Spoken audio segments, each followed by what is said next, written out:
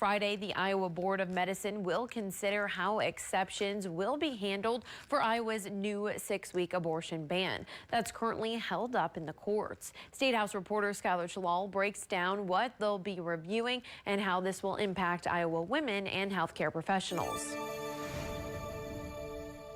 It's currently still legal in Iowa to have an abortion up to 20 weeks of pregnancy, as Iowa's nearly 6-week abortion ban is temporarily blocked and making its way through the courts.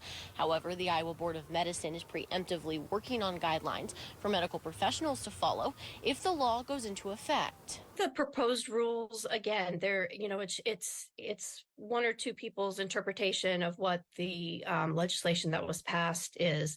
And, I just have to say, again, it doesn't matter what rules they come up with. We should not be putting legislation inside of a medical, decision between a woman and her doctor. The proposed rules further define what each exception means, clarifying the need for an ultrasound to detect what the state calls a fetal heartbeat, and providing steps each medical professional should take when determining an exception to the law and whether an abortion can be performed.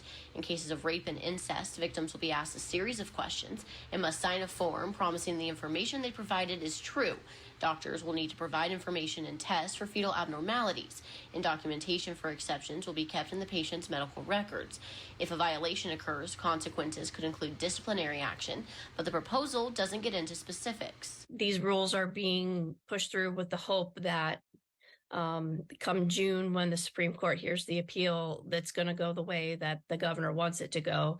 But I'm hoping that this is all just a lot of effort lost because, again, the majority of Iowans believe that a woman has a right to control her own body. The board will consider these new rules Friday, and Iowans can attend the meeting and give public comment.